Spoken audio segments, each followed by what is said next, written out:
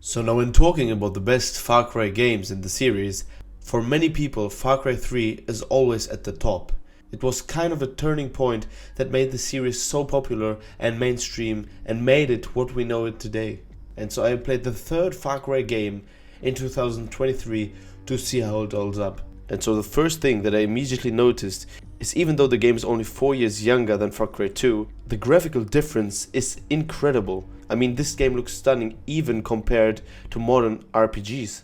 You know, everything looks so clear, the lighting is impeccable, and the island looks just like out of a dream.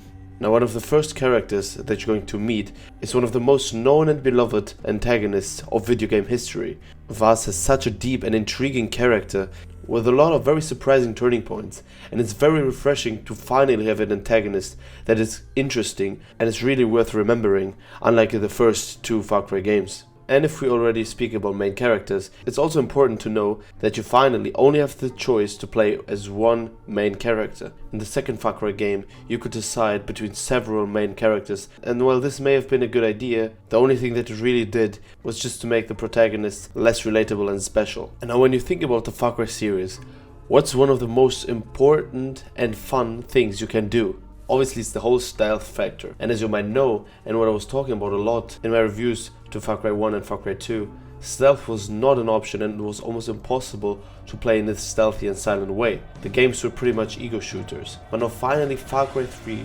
introduced stealth into the game. You can perform takedowns, you're being introduced to the detection meter, and being stealthy is really rewarded by the game because it gives you more XP and it's more satisfying in my opinion. You know, a lot of the times you can't go the stealthy route because while you're exploring on the open world, every couple of minutes some bandits will try to kill you. And a thing that I noticed a lot was that the open world was so beautiful that sometimes I just found myself roaming around it without a real destination. Like I would just see an interesting place somewhere in the distance and suddenly I spent half an hour just roaming around and exploring the open world. Obviously there are some repetitive elements, but things like outposts that are so important for Far Cry and that finally introduced in this game, or other activities you can do, make the open world really intriguing and beautiful at the same time.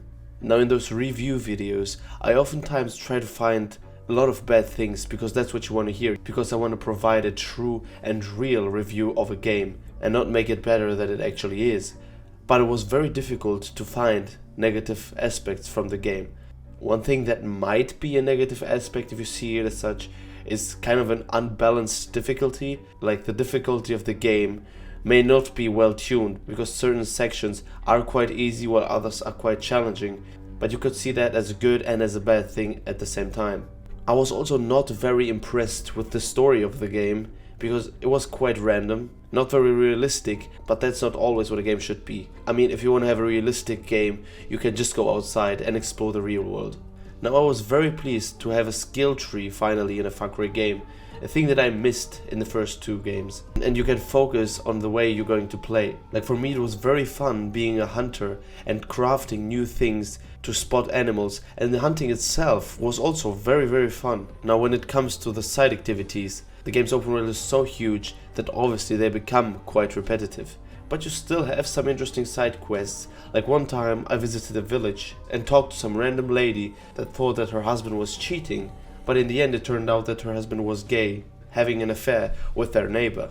So you know, while the side quests of the game are not by any means on Witcher level, but they still give you something to laugh about. Now when it comes to the gameplay of Far Cry 3, I think that they balanced the shooting part really well with the stealth part.